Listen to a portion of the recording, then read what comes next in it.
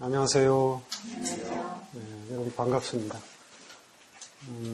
앞으로 이제 8주 동안 큰 스승 공자, 그리고 큰 가르침 논어라는 그 강좌를 가지고 여러분들과 함께할 전호근이라고 합니다. 아마도 이제 가장 많이 읽게 될 문어는 논어일 텐데요. 그렇다고 해서 강독처럼 논어를 하나하나 읽어가는 방식은 아닙니다. 시간이 이제 8주로 제한되어 있기 때문에 논어를 일일이 다 읽을 수가 없죠. 그래서 이제 제가 정리한 8개의 주제, 크게는 8개의 주제고, 또 그걸 또 나누면 한 16가지 정도 되는 주제를 가지고 그 주제에 합당한 부분만 여러분들과 이제 함께 할 것입니다. 저는 이제 본래는 발췌해서 읽는 거는 잘 안 했어요. 전체를 다 읽든가, 아니면 말든가, 그런 식으로 했는데, 사실 여기 아트앤 스타디에서는 두 번을 한 적이 있습니다. 맹자와 장자를 했는데요. 그때도 역시 8주로 나누어서 8개의 주제를 가지고 한 적이 있습니다. 이번에도 아마, 공자라는 인물을 사마천의 공자세가도 있고, 그리고 이제 무엇보다 이제 논어가 있죠. 그리고 공자가어도 있고, 그리고 그 이후에 수많은 이제 공자의 후학들이 있는데, 그런 다양한 이제 공자의 모습을 보겠지만, 그래도 중심은 논어입니다. 이제 고대 중국인들부터 시작해서 현대에 이르기까지 공자를 가장 잘 설명해 주는 수고 또 가장 확실한 문헌은 논어입니다. 그래서 사실 논어가 부정되는 공자는 상상할 수가 없는데요. 우리가 아는 공자는 대체로 그렇지만 실제로 이제 공자는 다양한 모습을 갖고 있기 때문에 그런 다양한 모습을 소개는 합니다만 그래도 중심은 논어라는 텍스트에 있다는 것을 여러분들이 이제 아시고 저와 함께 하시면 되겠습니다. 생각보다도 사실은 우리에게는 논어라는 그 문헌이 학문적으로는 엄청난 영향을 끼쳤습니다. 날씨가 추워졌죠. 날씨가 갑자기 추워졌는데 날씨가 추워지면 이제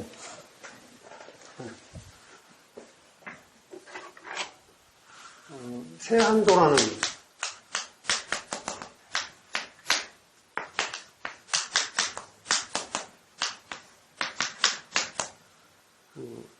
그림이죠. 그림이죠. 세한도라는 그림이 있는데 아시다시피 이제 추사죠. 추사 김정희가 그린 그림이죠. 추사 김정희는 이제 1786년생이에요. 이 시대 18세기 지식인들은 원래 18세기라는 시대가 산업혁명이 일어난 시기이기도 하고 또 프랑스 대혁명을 비롯한 전 세계가 이제 근대화의 길목에 있던 그런 시대고, 조선도 마찬가지입니다. 조선도 이제 기존에 이제 중세를 유지했던 성리학적 이념이 흔들리고, 새로운 지식이, 아직 새로운 체계는 오진 않았지만, 기존의 질서가 흔들리고, 새로운 지식이 대두되던 그런 시대예요. 추사 김정희는 이제 1786년생이고, 그 이전에 또 1762년생으로 다산이 있죠. 그리고 또 그 이전에 1737년생인 연암이 있죠. 연암이 있고, 그리고 그 이전에는 한참 전에 1536년생, 1501년생은 퇴계고 1536년생은 율곡입니다. 성리학이 만개한 시기, 이게 조선을 대표하는 시대 정신입니다. 성리학이요.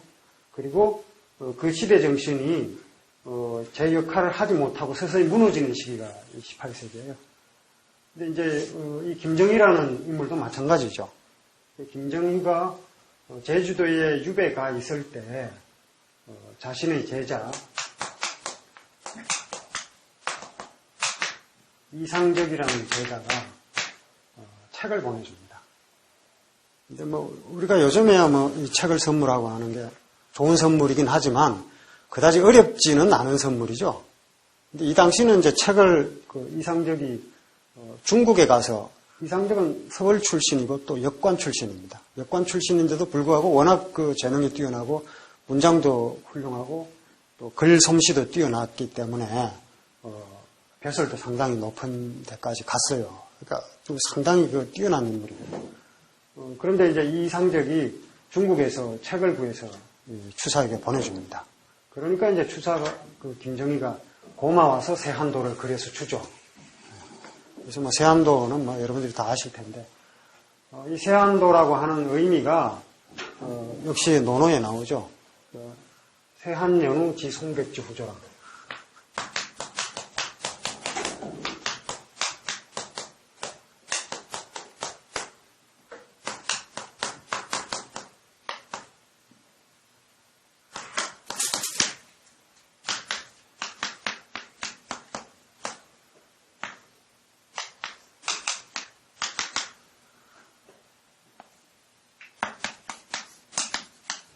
오늘은 글자는 이제 이렇게 되어 있는데, 이건 새긴다는 뜻이고, 이게 시든다는 뜻이죠.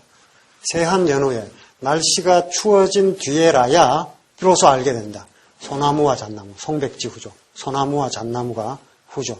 늦게 시든다는 사실을, 시들 조자고, 이거 새길 조자인데, 고문에서는 뭐 이런 일이 많습니다.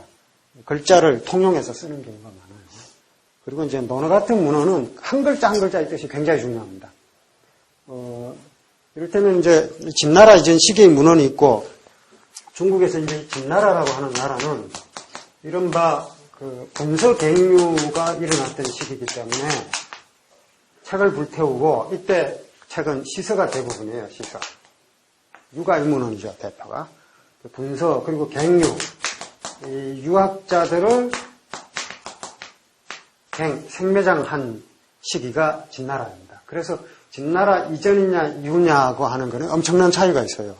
그러니까 문헌이 진나라 이전까지는 그대로 보존되어 있었지만 진나라에서 본서, 물리적으로 만들어져 있는 책, 그게 죽간이든 목간이든 목판이든 이런 것들이 불태워지고 그리고 또 유학자들은 가장 좋은 매체는 사실 사람의 두뇌죠.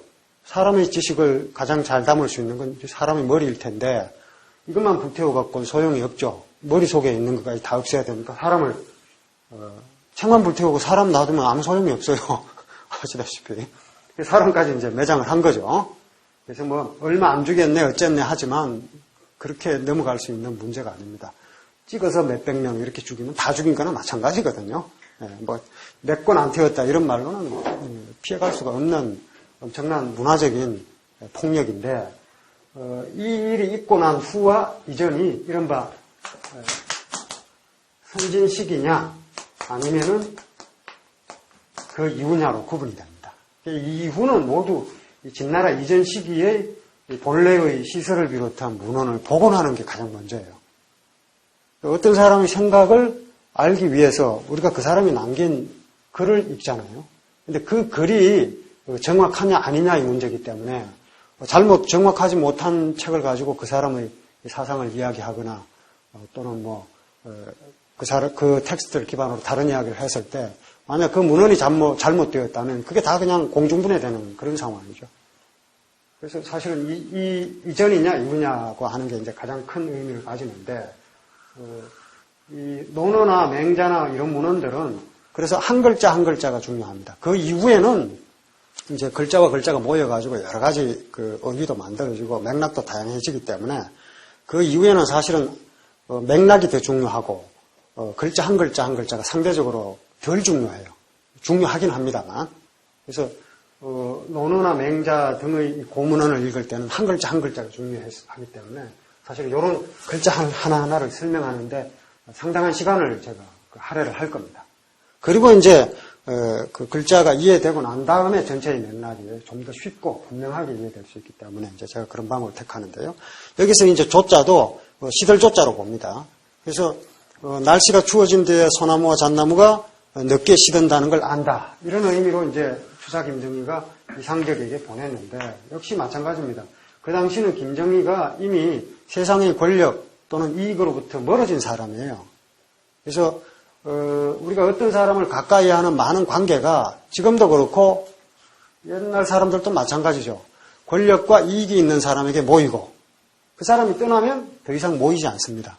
그런데 이상적은 수천리 또 말이 되는 중국에 가서 그 책을 구해서 김정희에게 방대한 양의 책을 보내줍니다. 그러니까 너무나 고마운 거죠. 학자에게 돈은 따로 없어도 책은 있어야 되는 거거든요. 그게 그 고마운 마음을 실어서 세안도를 그리고 그리고 세안도서를 옆에 그림은 여러분들이 제가 잘 못 그리죠. 이렇게 그 추사가 거치하는 이 여막이 있고 그리고 여기에 그 잣나무와 소나무가 있고 그리고 이 늙은 노송 하나가 이렇게 기울여진 노송 하나가 있어요. 이게 추사 자신일 겁니다. 그리고 저 멀리 있는 그 싱싱한 소나무들이 있습니다. 멀리 있는 이 제자들을 추사가 바라보면서 자신의 삶을 의지하고 있는 그런 모습으로 이제 그림이 그려져 있죠. 세안도를 이 그림 갖고 생각하시면 안 되고 여러분들이 한번 찾아보시기 바랍니다. 그리고 이제 그런 이야기를 여기 담아서 이제 쭉 얘기를 합니다. 거기서 추사가 역시 이 세안도를 이야기한 사람을 공자라고 얘기하는데 공자를 그냥 공자라고 하는 게 아니라 성인이라고 그러죠. 성인이라고 그럽니다. 동양의 그 중국을 중심으로 한 이른바 논어가 읽히는 베트남까지 다 논어가 읽혔죠. 일본도 물론이고요. 일본도 우리나라 백제 때에 왕인이 논어를 전해줬다 이렇게 되어 있죠. 일본도 논어를 읽고 그 텍스트를 같이 읽은 나라에서는 전통 시대에서는 전부 공자를 성인이라고 했죠. 도대체 그럼 뭐가 성인이고 공자는 언제부터 성인인가? 이게 이제 오늘 우리가 풀어야 할 핵심 열쇠말입니다. 그래서 오늘 강좌의 주제는 추사를 비롯한 이 전통 시대의 지식인들이 그냥 두말 없이 우리가 보기에 연암이나 추사나 이런 그 혁신적인 지식인들도 공자를 성인이라고 말하는데 주저하지 않았고 그리고 위진 시대면 중국의 위진 시대 같은 경우는 유학자들은 말할 것도 없지만 우리가 보통 현학으로 분류하는 현학하면 이제 도교를 우선 생각을 하는데요. 도가 사상을 현학이라고 하는 경향이 있는데 꼭 그게 맞는 이야기도 아닙니다. 그 논어나 또 주역이나 이런 것들은 유가문헌으로 분류가 되기 때문에 그 현학 속에 논어가 들어가 있고 또 주역이 들어가 있다고 분류가 되는 경우가 있는데 그렇게 되면은 현학이 반드시 도가가 아니라고 할 수 있어요. 어쨌든 이 현학의 대가라고 하는 이제 사람들, 예를 들어서 이제 그 노자의 주석을 남긴 왕필 같은 학자들도 성인이라 그러면 그냥 공자예요. 네. 그리고 성인 그러면 그냥 공자입니다. 그리고 공자는 왜 무를 말하지 않았는가? 왕필은 무의 철학자죠. 무의 철학자인데 공자가 성인은 왜 무를 말하지 않았는가? 이렇게 묻습니다. 그럼 왕필 얘기가 성인은 무를 체득하고 있었기 때문에 무를 말할 필요가 없었고 노자는 유의 단계에 머물러 있었기 때문에 계속 무를 말했다. 이렇게 얘기를 합니다. 심지어 현학으로 분류되는 이 학자들까지도 공자를 성인으로 부르는 데는 이의가 없었어요. 그냥 성인 이렇게 얘기를 했죠. 성자 이렇게. 그래서 오늘은 이제 이 성이라는 글자가 어떤 의미를 지니는지를 이제 중심으로 이야기를 풀어나가겠습니다.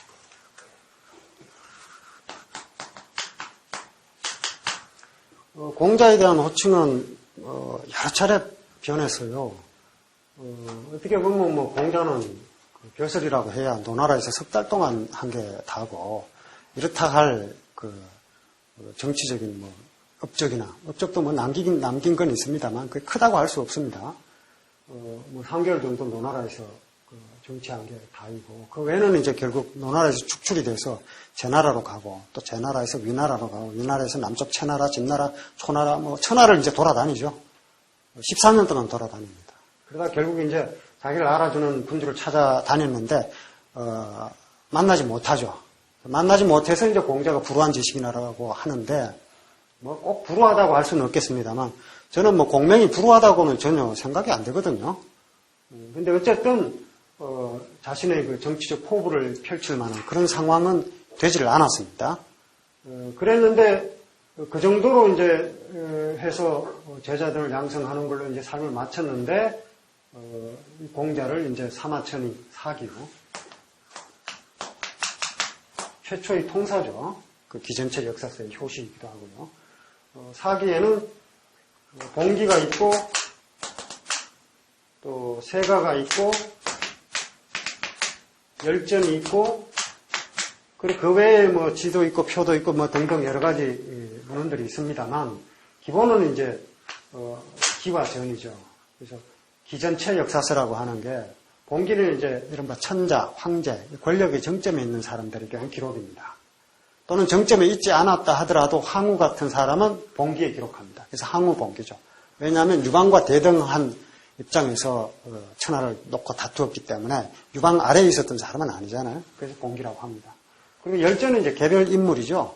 뭐 사마천의 그 열전은 뭐 정말 뭐 백이숙제처럼 의리를 위해서 목숨을 바친 사람도 있고 오로지 돈을 많이 벌어서 유명해진 사람도 있고 진나라 왕을 죽이기 위해서 칼 품고 들어간 뭐 형가 같은 사람들도 있고 그 중엔 말 잘해서 뛰어난 골계 열전 말을 잘하는 사람들도 있고 그리고 뭐 그 아까 말씀드린 그 형가처럼 자객 같은 사람들 뭐 문인도 있고 뭐 장군도 있고 온갖 사람들이 다 어울려 있는 게 이제 이 열전이죠. 그러니까 이 역사의 주인공들뿐만이 아니라 열전도 잘 보면은 뭐 거의 주인공들이라고 할 수 있을 정도로 비중이 있는데 이런 사람들까지 같이 다 넣어놨죠. 어쨌든 봉기는 황제, 천자 이 정도라면 열전은 개별 인물입니다. 그런데 세가는 이제 제후들이죠. 제후는 이제 천자, 천하를 다스리는 왕은 아니지만 각 지역을 다스리는 그 한 지역의 패자들이거든요. 제후들을 이제 세가에 넣는데 사마천은 백이숙제는 열전에 넣었고요. 공자가 성인이라고 했던 백이숙제 이런 인물들은 열전에 넣었고 노자도 열전입니다. 노자도 열전이고 장자도 열전이고 노장 신한 열전에서 신부라 한부자 다 열전이고 맹자도 열전이에요. 그런데 공자는 세가에 넣었어요. 그래서 공자 세가입니다. 글자 수도 글자 수가 뭐 꼭 절대적인 건 아닙니다.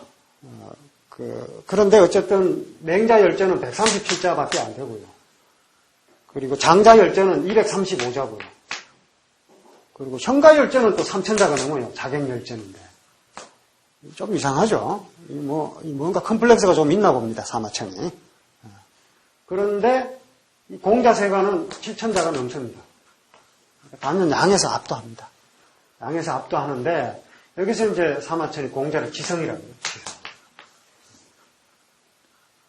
성이라고 호칭을 쓰죠. 그리고 이제 뭐 그 이전에 맹자 같은 그 공자의 그 후계자는 스스로 이제 후계자를 자처했지만 그런 후계자가 성인이다 이렇게 얘기하는 것은 우리가 당연시한다 하더라도 사마천처럼 이렇게 역사를 기록하는 그런 입장에서 공자를 지성이라고 한 것은 후세의 평가라는 점에서 맹자와는 또 다른 의미를 지닙니다. 그리고 이제 이 지성이라는 호칭을 사마천이 그때 처음으로 썼고, 그리고 또 뭐 이후의 역사서에도 마찬가지예요. 반고가 한서를 썼죠. 거기는 소왕이라는 표현이 있어요. 그러니까 소는 힐소자, 뭐가 무관의 제왕이다 뭐 이 뜻이에요. 그러니까 이제 역시 그 사마천에도 보면 소봉 뭐 이런 표현이 나와요. 소봉하면 봉토가 없는 사람이다 이 뜻이에요. 봉토가 없지만 봉토, 영토를 가진 사람만큼 세력을 가졌다. 부자를 그만의 부자들, 그 부를 사마천이 소봉이라고 그랬습니다.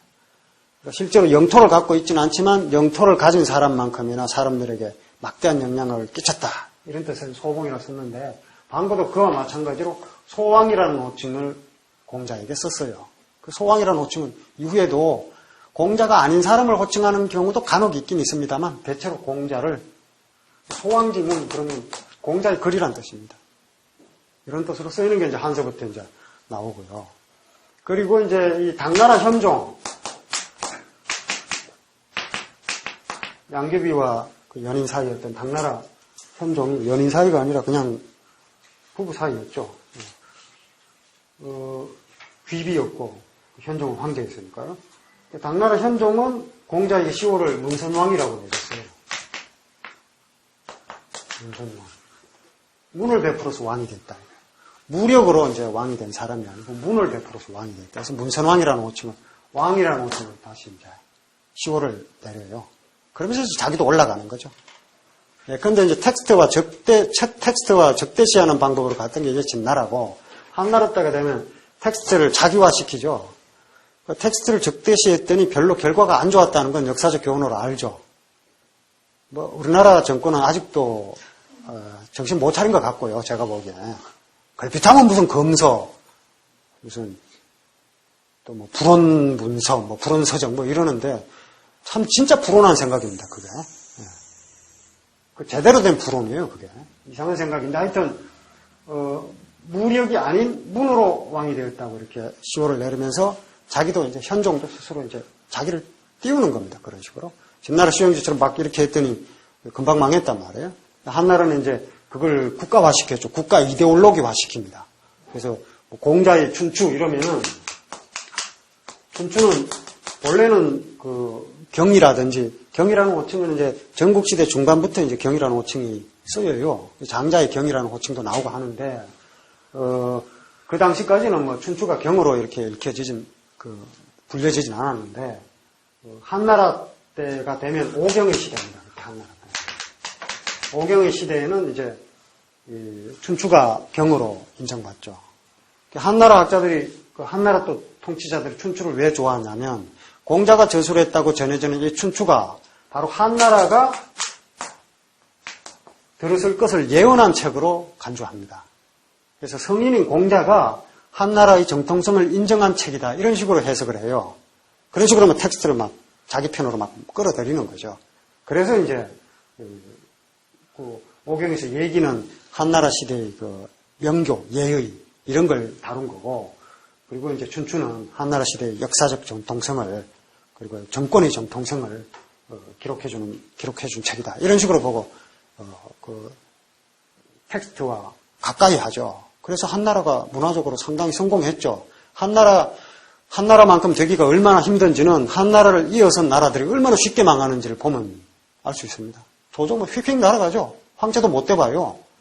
그리고 뭐 조조의 그 후손들 금방금방 날아가죠. 사마시도 금방금방 뭐 아주 금방은 아닙니다만 그 당시에는 뭐 아침에 황제가 됐다 저녁에 죽는다는 말이 실감날 정도로 황제의 수명이 평면보다 오히려 못했어요. 지금도 뭐 그런 얘기를 하더라고요. 뭐 어느 나라 대통령이 실제로는 암살당할 확률이 제일 많다고 뭐 이렇게 우스갯소리를 하는데 실제로 통계는 맞긴 맞습니다만 내용에 동의하기는 좀 힘들더라고요. 이제 그런 걸 보면은 그 텍스트를 자기화한 게 얼마나 막강한 힘을 발휘했던지 알 수가 있습니다. 근데 어쨌든 이제 당나라 때는 공자를 문선왕이라고 그랬고, 그리고 송나라 진종 때가 되면 송나라 진종이 또 유식한 군주예요. 송나라는 이제 문치의 나라이기 때문에 송나라는 이제 그 원래는 당나라 다음에 이제 그 5대의 혼란기가 있고, 그리고 이제 송나라가 들었었잖아요. 그 5대 중에서 이제 후주의 장군이었던 조광련이 쿠데타를 일으켜갖고, 송나라를 세운 겁니다. 그게 이제, 송나라의 그 시작인데, 당나라가 뭐 때문에 망했느냐. 이게 지방의 군벌 때문에 망했잖아요. 안사의 난이, 알록산 사사명의 난이 다 그렇잖아요. 그러니까 이제 문치를 내세웠죠. 그렇다고 송나라가 약한 나라는 결코 아닙니다. 송나라 시대의 그 과학기술의 발달은 군사적으로도 이제 굉장히 괄목할 만한 성장이 있었기 때문에 전쟁터에서 처음으로 대포를 사용하기도 했고 아주 강력했어요. 강력했지만 상대가 너무 강력했죠. 상대적으로. 이른바 이제 몽골이 이제 팽창하는 그런 시기였기 때문에 망하고 말았지만 어쨌든 무보다는 문을 내세웠어요. 왜냐하면 무를 기준으로 통치를 하다 보니까 이게 통제가 안 된다는 걸 알게 되는 거죠. 지방의 군벌대로 통제할 수가 없게 되는 거예요. 결국 문치를 내세우고 그리고 뭐 송나라 인종이나 진종이나 전부 오랫동안 장기 집권한 황제들이고 인종은 뭐 40여 년 이상 다스렸단 말이에요. 그러니까 이런 황제들이 전부 이제 그 걸빨도 좋고요. 뭐 진종 황제 권학문 같은 학문을 권장하는 뭐 그런 것도 있어요. 인종도 권학문이 있고 그런데 진종 때에는 이제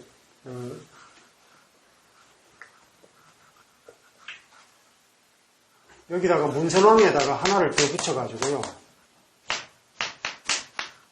대성문서랑 이렇게 대성이라는 글자를 하나 더 붙여서 공자의 격을 더 높입니다. 송나라 시대의 공자가 더 올라가는 거죠. 그리고 송나라 시대의 맹자가 또 비로소 그전까지 맹자는 그냥 제자 중에 하나였지 성인 이렇게 호칭되지 않았어요.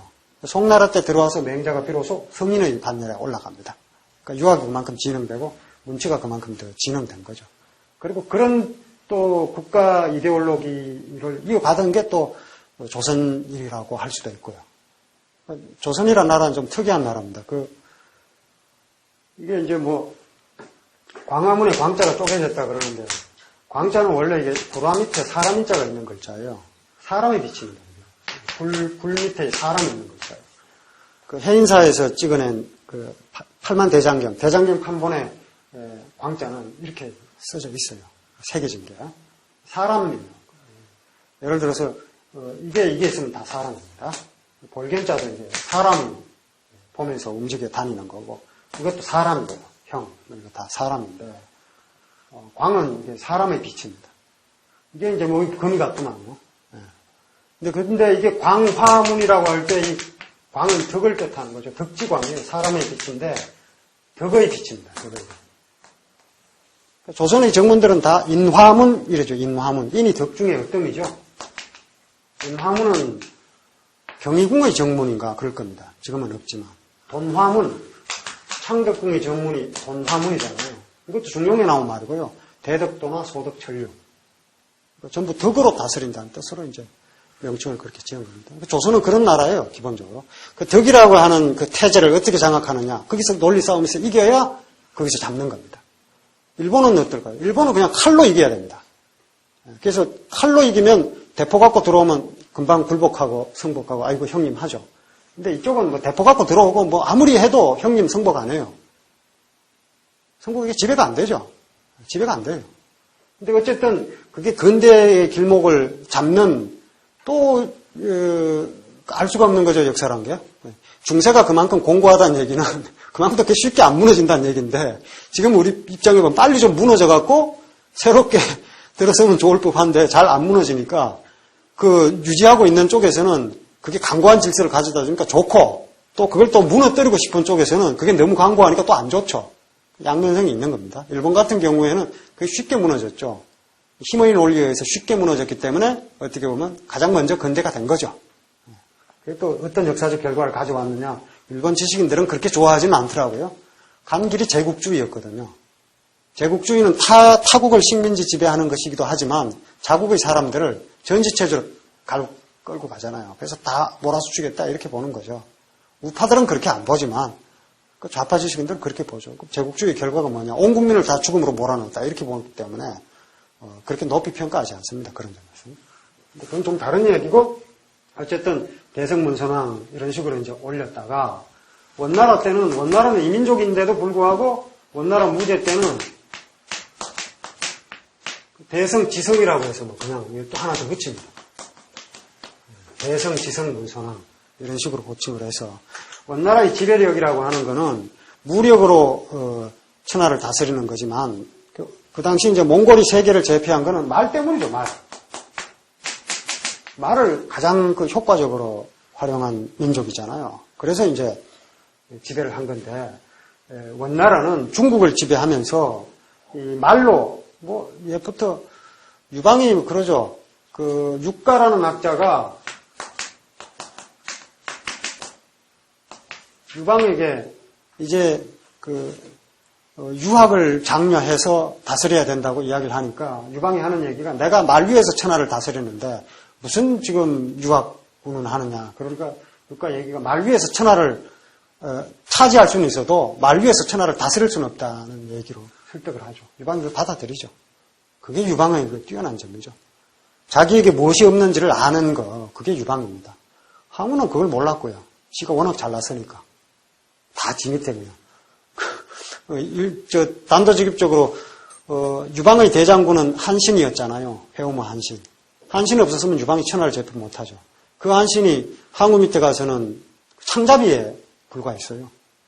무슨 얘기냐면, 항우가 제대로 알아보지 못한 불찰도 있지만, 항우 밑에는 또 수많은 인재들이 있었던 거죠.